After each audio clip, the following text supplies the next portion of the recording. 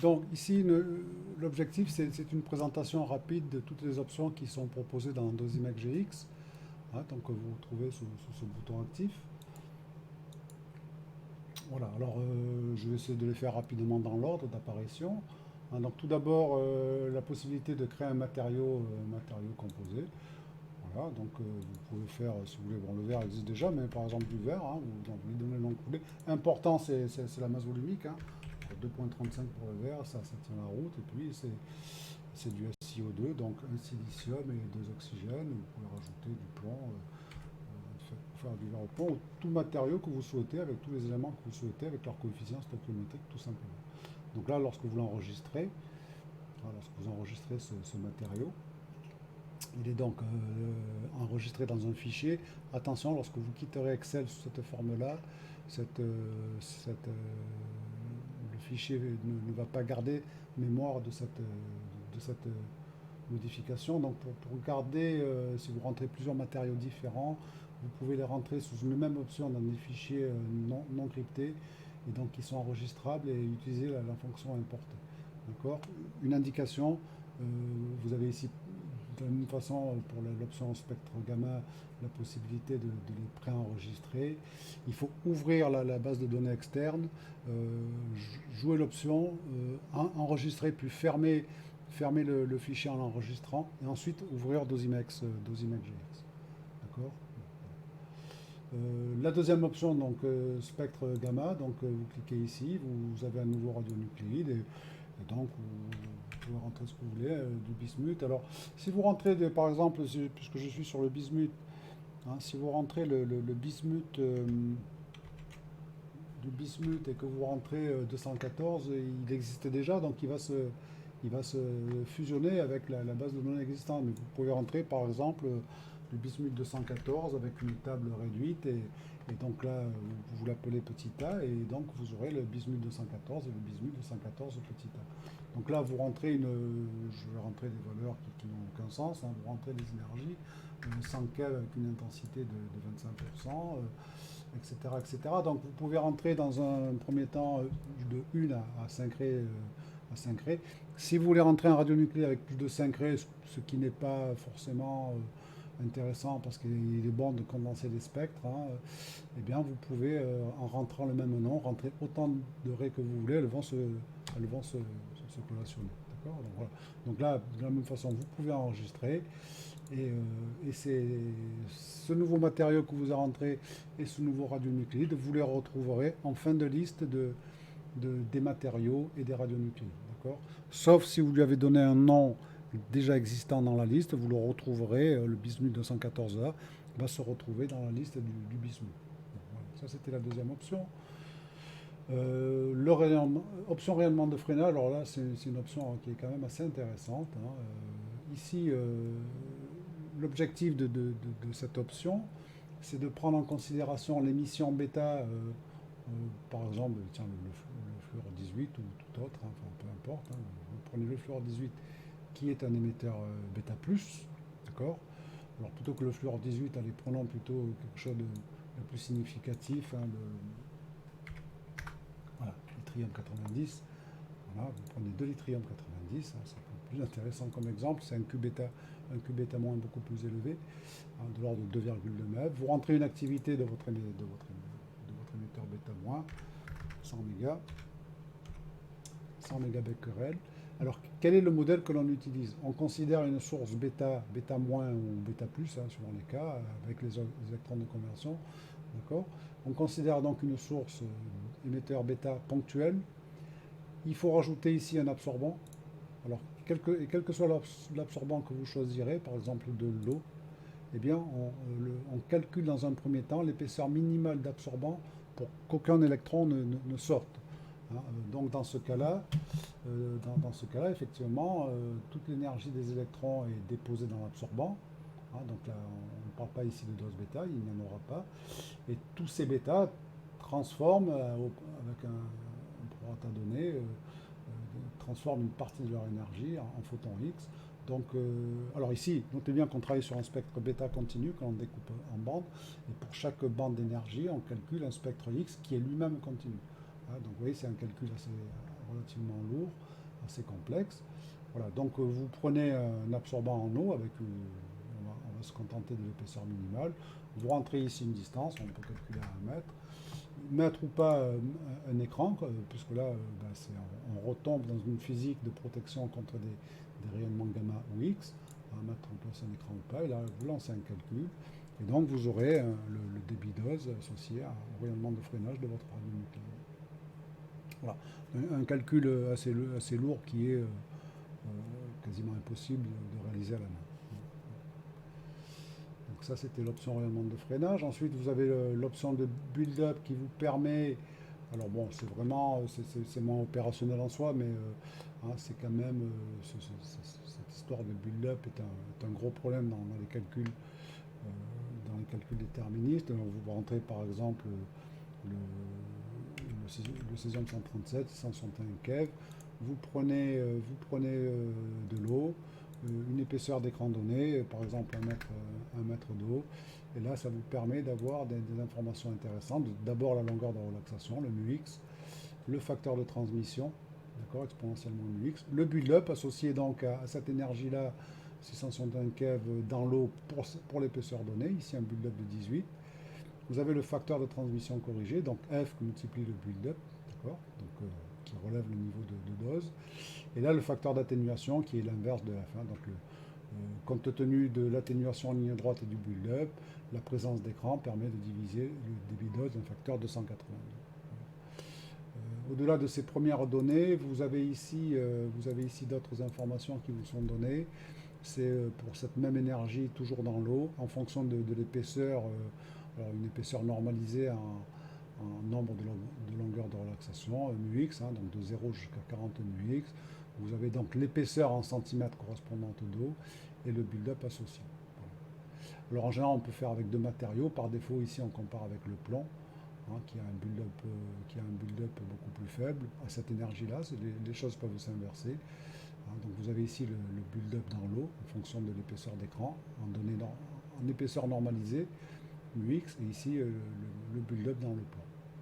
Ici, un second graphe, vous avez l'atténuation hors build-up, donc c'est une ligne droite en échelle de log. Vous avez ici l'atténuation due au build-up dans le plomb, et ici l'atténuation dans l'eau corrigée du build-up. Voilà pour l'option build-up. Ensuite, vous avez une option beaucoup plus opérationnelle, X-écran, qui est assez intéressante, qui permet de calculer, attention, sur une énergie donnée, si on reprend le césium 137, 661 keV, vous rentrez à nouveau, par exemple, de l'eau, si vous voulez, bon, changer, et vous dites, voilà, quelle est l'épaisseur d'eau qui me permettra de diviser mon débit dose par un facteur, alors ça peut être un facteur 2, l'écran moitié, un facteur 10, l'écran dixième, ou le facteur que vous voulez, 125, et là, vous dites, voilà, pour diviser d'un facteur 125, parce que c'est votre objectif à tenir, voilà ce qu'il me faut comme épaisseur. Alors, vous avez deux types de calculs. Vous avez l'écran 125e hors build-up, mais vous voyez que dans l'eau, qui est un milieu diffusant, si on tient compte du build-up, en vérité, pour diviser par un facteur 125, eh bien, il faut 88 cm. D'accord ? Cette deuxième valeur est obtenue ici par une méthode de solveur interne, puisque l'équation avec build-up n'est pas inversible, alors que celle-ci. On donne une troisième information intéressante, toujours à connaître le libre parcours moyen des photons de 661 keV dans l'eau. Donc, vous pouvez faire la même chose dans le plomb, etc.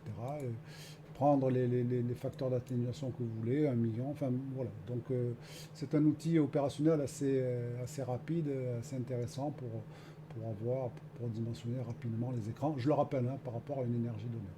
Lorsque vous avez un émetteur multi-énergétique, ça devient plus délicat. Voilà. Une option opérationnelle, s'il en est, c'est l'option zonage, qui est assez simple. Donc on va prendre un radionucléide qu'on rencontre souvent en gamma graphite, iridium 192. On va prendre, je suis désolé, mais dans ce milieu-là, on parle encore en curie. On va prendre 80 curie. Le gamme 80, c'est 80 curie d'iridium 192. On valide. On peut rajouter des radionucléides, on va se contenter de l'iridium. Voilà, et là, vous pouvez faire un calcul de zonage qui est adapté au décret de 2018, d'accord, qui est donc des débits doses intégrés soit sur le mois, soit sur une heure, en fonction de la zone, et vous avez les distances, ici hors protection, à laquelle vous avez vos zones rouges jusqu'à la zone surveillée. Et bien sûr, vous pouvez rajouter un écran, par exemple 10 cm de plomb. Et là, alors que la zone surveillée était à 376 mètres, avec 10 cm de plomb, votre zone surveillée, ben, elle est à 1,67 mètres seulement. Donc voilà pour cette option zonage. Vous avez, si l'on continue, vous avez l'option décroissance. D'accord. Alors dans l'option décroissance, il y a plusieurs types de calculs, hein. Donc vous avez d'abord le calcul élémentaire. Prenons un radionuclide à période courte, hein. On va prendre le fluor 18. Aussi, donc le fluor 18 avec une période de 1,8 heures. Alors le calcul des croissances, vous rentrez l'activité que vous voulez, mais vous pouvez rentrer une valeur unitaire 1 sur une durée de 3 heures, et vous avez ici alors